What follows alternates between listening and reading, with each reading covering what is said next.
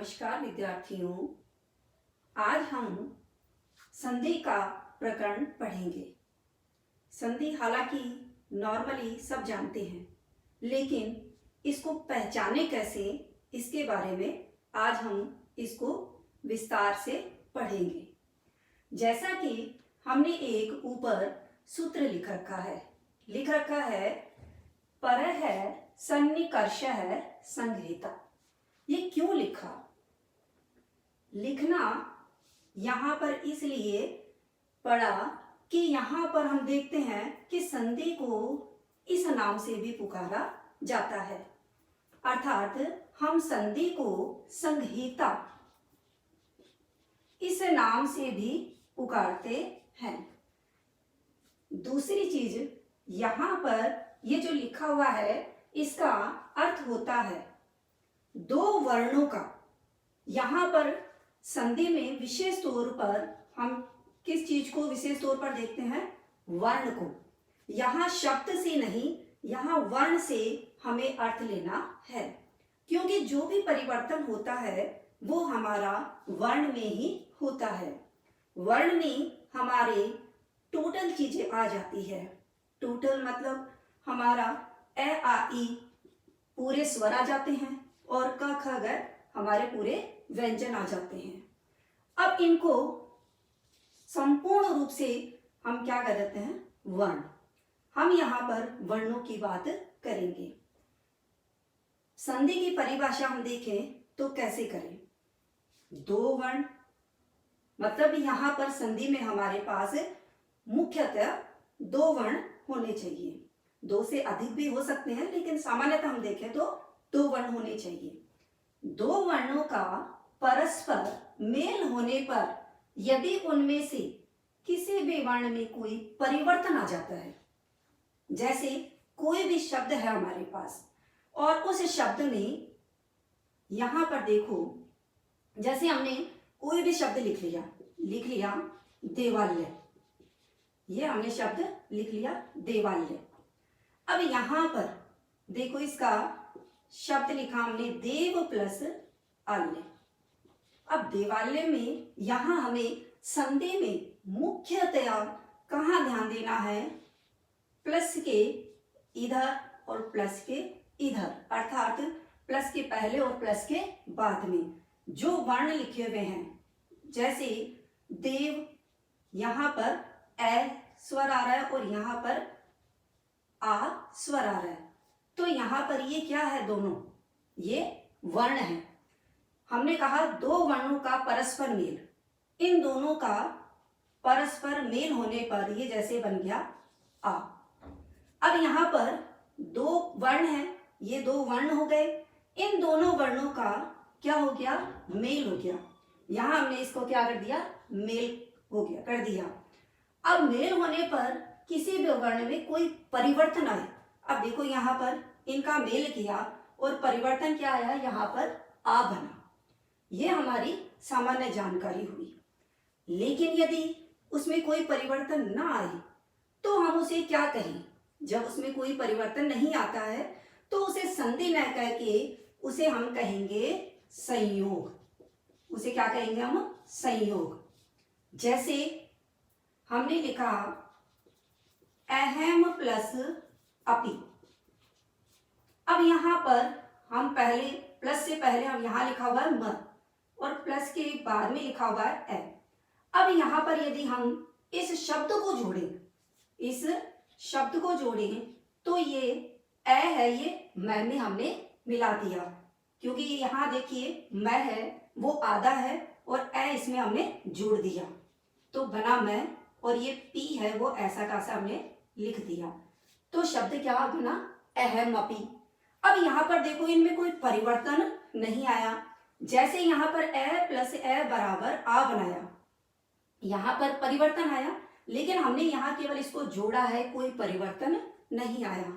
तो सामान्यतः हम देखते हैं कि जब कोई परिवर्तन आता है, परिवर्तन भी किसमें? वर्ण में। तो जब वर्ण में कोई परिवर्तन आता है तो वो कहलाता है हमारा संधि का भाग, और यदि परिवर्तन नहीं आता है तो उसे हम कह देते हैं संयोग। ये हमारी नॉर्मल एक जानकारी हुई। दूसरी चीज देखिए, हम इसके भेदों के बारे में हम बात करते हैं। इसके भेद कितने होते हैं? भेदों में देखें तो यहाँ देखिए, हम मुख्यतः पढ़ते हैं स्वर, दूसरा व्यंजन और तीसरा विसर्ग। इन तीनों के बारे में हम पढ़ते हैं, स्वर संधि, व्यंजन संधि और विसर्ग संधि। अब इनमें से हम इसको हम क्या कह देते हैं? स्वर को अच के नाम से भी जाना जाता है। व्यंजन को हम क्या कह देते हैं? हल। और विसर्ग को हम विसर्ग ही कहते हैं। अब इनको पहचाने कैसे? तो देखिए, स्वर संधि भी हमारे जितने भी होंगी, उसमें जितने भी इनके शब्द बनेंगे वो हमारे इस तरीके से बनेंगे। कैसे? यहां पर भी स्वर होना चाहिए और यहां पर भी क्या होना चाहिए? स्वर होना चाहिए। अर्थात प्लस से पहले और प्लस के बाद दोनों जगह स्वर होने चाहिए। स्वर से मतलब है हमारे ए आ ई इस तरीके से होने चाहिए। दूसरी चीज, हम व्यंजन संधि पढ़ते हैं तो व्यंजन संधि में 3 स्थितियां हमारे सामने आ जाती है। 3 स्थितियां कौन सी? एक पहली स्थिति कि हम क्या कर सकते हैं, जैसे स्वर प्लस व्यंजन, स्वर प्लस व्यंजन, ये स्थिति भी हो सकती है। अर्थात प्लस से पहले स्वर हो और प्लस के बाद में व्यंजन हो। दूसरी स्थिति, पहले व्यंजन भी हो सकता है और बाद में स्वर भी हो सकता है। तीसरी स्थिति, व्यंजन प्लस व्यंजन, ये हमारी तीसरी स्थिति बन गई। कहने का मतलब है कि प्लस से पहले स्वर और उसके बाद में व्यंजन, और दूसरी पहले व्यंजन और फिर स्वर, तीसरा व्यंजन और व्यंजन। यहां पर देखिए स्वर संधि होती है, उसमें दोनों तरफ स्वर आएंगे, ध्यान रखना। और व्यंजन संधि में दोनों तरफ व्यंजन भी आ सकते हैं और एक तरफ स्वर भी आ सकता है और व्यंजन भी आ सकता है। लेकिन व्यंजन संधि में एक तरफ आपको व्यंजन अवश्य मिलेगा। दोनों तरफ भी हो सकता है लेकिन एक तरफ आपको व्यंजन अवश्य मिलेगा। लेकिन स्वर में दोनों तरफ ही आपको क्या मिलेगा? स्वर ही मिलेगा। जैसे हमने अभी पढ़ा था कि देव प्लस आल्य, देव प्लस आल्य। तो यहां पर देखो, देव में ए है और यहां पर क्या है? आ है। तो ये दोनों ही क्या है? हमारे स्वर हैं। प्लस से पहले ए भी स्वर हो गया, प्लस के बाद में आ है तो ये भी क्या हो गया? स्वर हो गया। तो इस तरीके से हम देख के पहचान सकते हैं कि ये कौन सी संधि है। स्वर संधि है तो हमें यहाँ पर प्लस से पहले दोनों तरफ हमें स्वर दिखाई देगा। और व्यंजन है तो व्यंजन में हमें एक तरफ स्वर और एक तरफ व्यंजन दिखाई देगा। उसी तरीके से हम विसर्ग संधि पढ़ते हैं तो यहाँ पर प्लस से पहले हमें क्या नजर आएगा? विसर्ग, इसे हम क्या कहेंगे? विसर्ग। और प्लस के बाद में यहां पर स्वर भी आ सकता है और व्यंजन भी आ सकता है। तो हमारी ये 3 स्थितियां हमारे सामने आ गई। अब इनको हम एक एक करके देखते हैं कि कौन कौन से के कितने कितने भेद होते हैं। सबसे पहले हम लेते हैं हमारी कौन सी संधि? स्वर संधि। स्वर संधि के हम भेद देखें तो भेदों के अनुसार यहां पर ये 8 भेद होते हैं। यण संधि, अयादि संधि, गुण संधि, वृद्धि संधि, दीर्घ संधि, पररूप संधि, पूर्व रूप और प्रकृति भाव। हम यहाँ पर इनको सभी को ही पढ़ेंगे, लेकिन सिलेबस के अनुसार आप उनमें से देखते रहिए। हमारा सबसे पहला भाग है यण संधि। यण संधि को कैसे पहचानें? तो यहाँ पर इसकी जो पहचान है वो कैसे करें, आप इसको एक उदाहरण के द्वारा समझिए। जैसे मैंने लिखा यदि प्लस अपि, हमने लिखा यदि प्लस अपि, तो यहाँ देखिए ये क्या आ रहा है, यहाँ पर द में ई आ रहा है, तो ये ई हमने लिखा और यहाँ क्या आ रहा है, ए आ रहा है। इसको हमने इस तरीके से लिखा, लेकिन इस तरीके से लिखने पर हमें ये स्पष्ट नहीं हुआ कि हम इसको कैसे याद करें या कैसे इसको समझें। तो इसके लिए देखिए इसकी पहचान कैसे होती है। यदि हमारे पास शब्द में ई या बड़ी ई हो, जैसे प्लस से पहले देखिए छोटी ई या बड़ी ई हो, या फिर क्या हो, ऊ या बड़ा ऊ हो, ये नहीं हो तो फिर री या दीर्घ री हो, ये भी नहीं मिले तो फिर क्या हो, ली हो। फिर एक क्या कहा जाता है कि इसके बाद कोई असमान स्वर हो।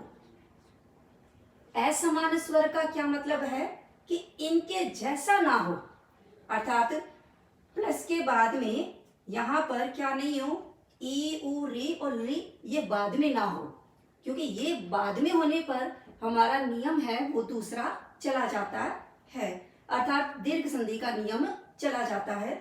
इसलिए इसके बाद में कोई असमान स्वर हो। तो देखिए यदि ऐसी अवस्था आ जाए आपके पास, तो छोटी ई और बड़ी ई लिखी हुई है, उसके स्थान पर तो कर दो य, ऊ और ऊ लिखा हुआ है उसके स्थान पे कर दो व, और री लिखा हुआ है तो इसके स्थान पे क्या लिखोगे, र, और ली लिखा हुआ है तो आप क्या कर दोगे, ल। अब इसको हमने जो एग्जाम्पल पहले लिखा, अब इसको समझिए। हमने प्लस में देखा कि यहां पर देखो क्या लिखा हुआ है, यदि प्लस अपि। अब यहां पर क्या लिखा हुआ है, ई लिखा हुआ है। अब ई का क्या करोगे आप, यह कर दो, ई का क्या बना दोगे, यह, क्योंकि हमारा देखो ये आ रहा है ई, तो हमने लिखा यह, द जो आधा है द कर दिया हमने, और ये ई की मात्रा है, ये ई की मात्रा यहां मैंने एक बार लिख दी, और यहां पर क्या लिखा हुआ है, अपि, ये लिखा हुआ है अपि। अब देखिए ये जो ई है उसका हमने क्या बनाना है, यह, यहां क्या बनाना है, यह बनाना है, यह द, और ये ई है ये तो हट जाएगा और इसके स्थान पे क्या आ जाएगा, आधा यह। अब इसको हमें जोड़ना है, तो हमें क्या, इसको जोड़ेंगे तो क्या बनेगा, यद्यपि। उसी तरीके से आप दूसरा देखिए, जैसे हमने लिखा सु प्लस आगतम, ये लिखा। अब यहां देखिए ये क्या आ रहा है, स में ऊ की मात्रा आ रही है, तो ये रहा ऊ, तो पहले इसको अलग निकाल लीजिए, स आधा है, ये ऊ की मात्रा है वो हमने यहां पर निकाल ली। अब ऊ के स्थान पर आपको क्या करना है, व, ये हमने व लिख दिया। अब यहां पर क्या लिखा हुआ है, आ गतम, ये लिख दिया। अब इसको हमें जोड़ना है, तो स देखिए आधा है, स लिखा। अब ये आ है इसमें जोड़ दो तो क्या बना, वा, फिर ग, त और म। इस तरीके से देखिए हमें प्लस के अनुसार तो इसको हमने बनाना सीख लिया, लेकिन यदि शब्द दिया हुआ हो तो कैसे पहचाने। देखिए यण संधि में हमें ध्यान रखना है कि य, व, र और ल, इनसे पहले जैसे इनसे पहले कोई भी आधा व्यंजन वर्ण जरूर आएगा। जैसे वह लिखा हुआ है तो इससे पहले आपको आधा व्यंजन वर्ण अवश्य मिलेगा। जैसे हमने एक ये शब्द लिखा प्रत्येकः। अब यहां पर देखिए, मैंने अभी आपको कहा कि य व र ल इनसे पहले आपको आधा व्यंजन वर्ण मिलेगा। तो यहां पर य से पहले देखो क्या लिखा हुआ है, ये तर, तो आधा व्यंजन वर्ण हो गया। तो आपको ध्यान रखना है कि य व र ल के पहले यदि आधा व्यंजन वर्ण आ रहा है तो हमारी वहां पर कौन सी संधि हो जाएगी, यण संधि। और यदि ये ऐसे याद नहीं रहता है और नियम हम भूल जाते हैं तो हमें यहाँ पर य को याद रख लेना है। जैसे य से य व र ल और इसको ई उ री ली, ये याद रह जाएगा तो ये दिमाग में अपने आप से ही आ जाएगा। तो य से आप ये याद रख सकते हो। इसी तरीके से आप और समझिए, जैसे मैंने लिखा मातृ प्लस आज्ञा, मातृ प्लस आज्ञा, तो यहां देखिए प्लस से पहले क्या लिखा हुआ है, ये हमने त आधा कर दिया। ये जो री की मात्रा है वो हमने यहां निकाल ली और फिर हमने लिख लिया आज्ञा। अब ये किस चीज की मात्रा है, ये री की मात्रा है।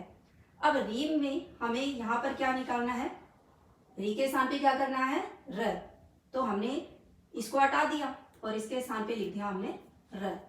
अब इसको हम कैसे जोड़ेंगे, देखिए माँ हमने पूरा लिखा,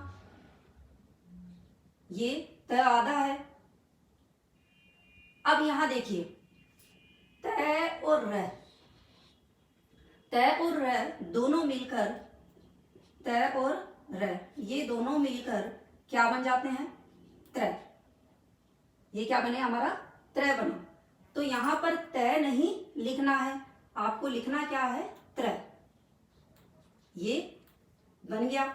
और अब इसमें आ जोड़ दो तो क्या बना, ये त्रा और ये ज्ञा, तो शब्द हमारा क्या बना, ये मात्रा ज्ञा। इसी तरीके से इसको उल्टा भी बना सकते हो। देखिए यहां पर अभी मैंने बताया कि य व र ल से पहले आधा व्यंजन वर्ण आएगा, तो यहां देखिए र से पहले आधा व्यंजन वर्ण आ रहा है, इसमें भी आ रहा है त और र, तो र से पहले आधा व्यंजन वर्ण आ गया। इसी तरीके से हम इसके नियमों को समझ सकते हैं। लास्ट वाला देखिए, ली प्लस आकृति, ली प्लस आकृति, तो हमने लिखा ल। अब इसको जोड़ दो, ल और ये आकृति, लाकृति।